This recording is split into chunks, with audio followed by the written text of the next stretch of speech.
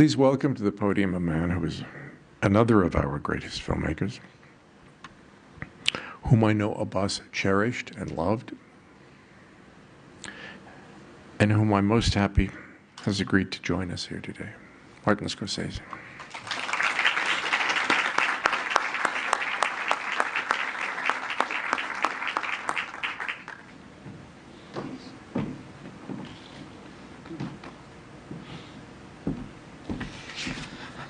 Oh, well, I'm sorry. I don't really know where to begin because it's been about 12, 14 years maybe that I knew Abbas. And we were supposed to be doing some sort of a project or a seminar. Last time we saw each other, we said, we'll be together again in February 2017. We were thinking of that.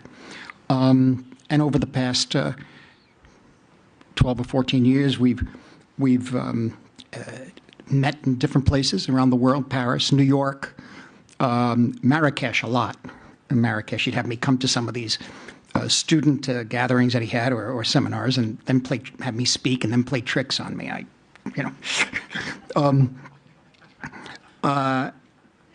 In a way, in my mind, I'm still prepping for the meeting next year. I guess it's what happens with a great loss. I mean, you fall into the habit of thinking that someone's always going to be there, always in the future. Then the fact that they are absent, it hits you hard, and it keeps coming back. It won't go. The impact has been so strong. And I know I'll be thinking of Abbas in this way for some time to come, and I know you will be too. Simply, I consider it's a weird thing, but I'm 73. He was a friend. He became a friend. Last time I saw him was in Lyon in October. It was Helen and I, my wife, and we're in a hotel. And he wanted to show me, before he left, he wanted to show me these 24 frames, which was wild, on a computer. And if many of you haven't seen this stuff yet, maybe you must have, I'm not quite sure, but they are remarkable. And he said, I know you have not much time, you must get rest. I said, no, it's all right. No, I want to see, how many? Each one is 4 minutes, And the first I saw was the Andrew Wyeth, Christina's World. And I talked about King Vidor, and King Vidor is the big parade that Andrew Wyeth was inspired by, the hill and the big parade when John Gilbert comes back from the war. All of this that inspired the paintings of Wyeth and the Van Gogh, all of this stuff. And that was it. I said, I'll see you next year. We'll work this out. And that was the last time I saw him. I'd like to talk about the first time I met him, which was at Cannes. I was the president of a jury, the Cine Fondation, which is for student films, right? I forget the year, but it was the first time I met him. I think it was maybe 12 or 13 years ago. And I had seen by that time, over a period of a couple of years, 4 or 5 of his pictures, starting, the trilogy, the olive trees, all of that. But I hadn't seen Close Up yet. Now, at an early age in my life, I was about 5 or 6, when I was exposed to Italian neorealist films, 1947, 48, whatever.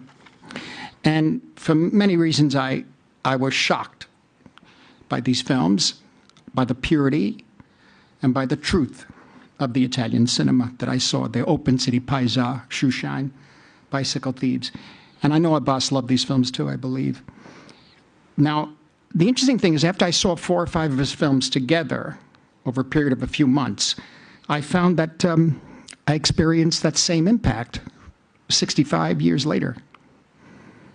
That it was something that just completely, just changed my way of looking at the world. And, now I'm the president of this jury. He's on the jury. There was some other nice people on the jury. And, because of the impact that these films had on me, I was a little cautious to meet him. I mean, we finally get together and say hello, and the whole group together, and I see this guy. He's cool. He's got those glasses on, you know. Didn't say anything. I'm saying, all right. You know, elegant, eloquent, very quiet, very careful with his words. You know, always thoughtful and always studying everything. But it wasn't cold. It was some other thing going on. It's what the heck is this? So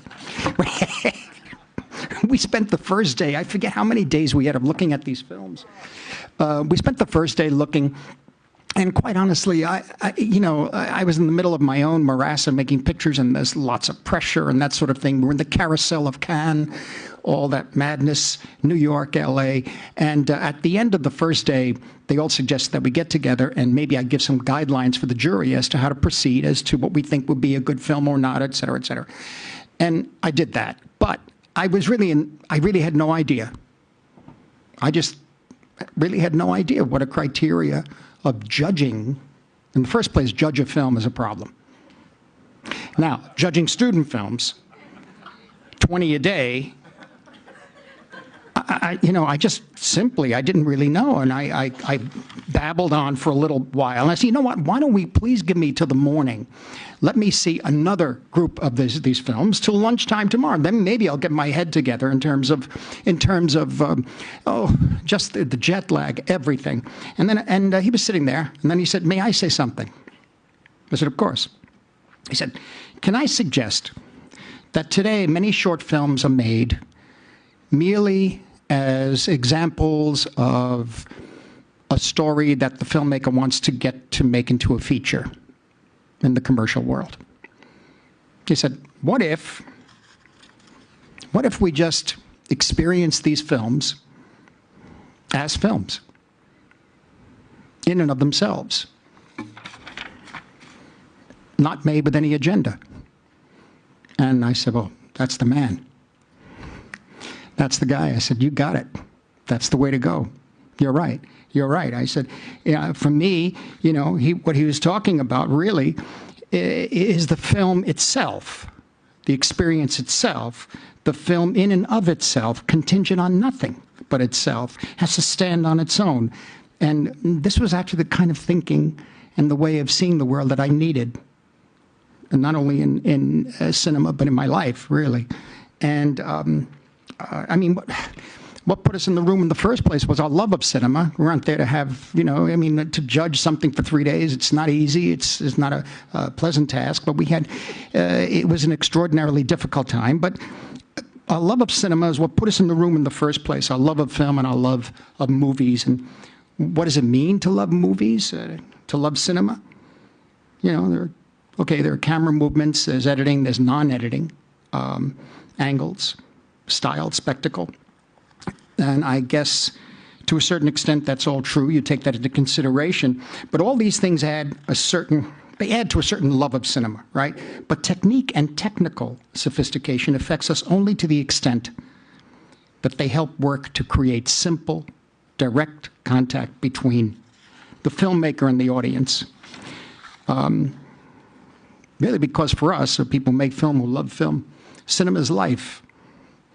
And when I see Kiarostami's films, when I see The Olive Trees, when I see ABC Africa, or Where is the Home of My Friend, or The Wind Will Carry Us, or any of these pictures, the last section of 5, the fifth episode, I think. I found that purity again.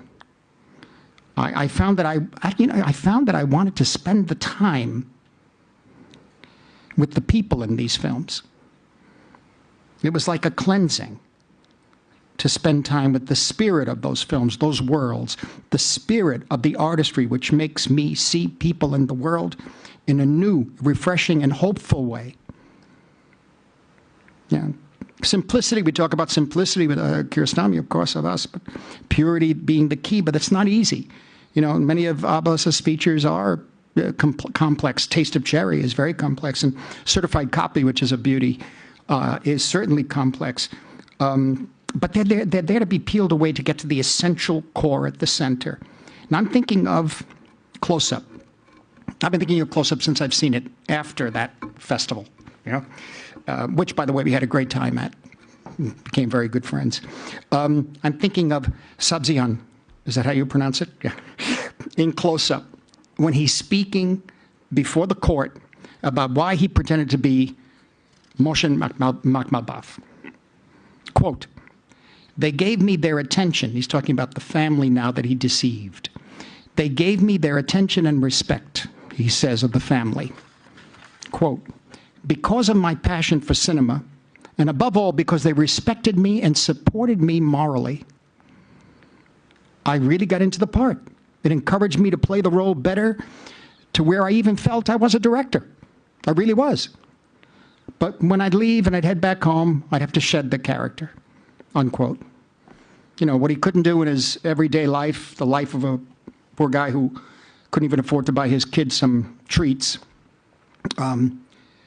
he could do that in the role of Makhmalbaf. And that is interact one-on-one with the members of the family without being judged or condescended to or ignored altogether.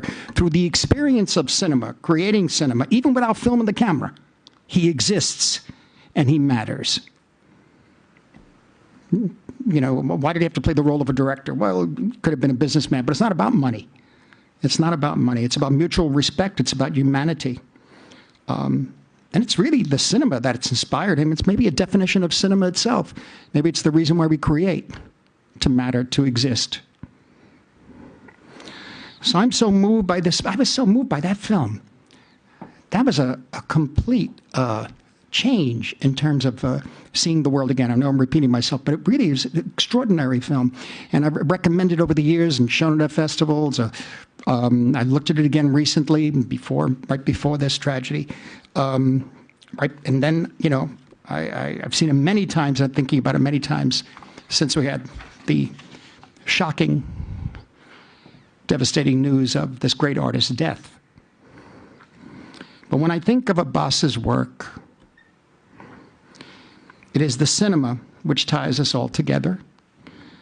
And his cinema, Abbas's, for me, is a form of worship.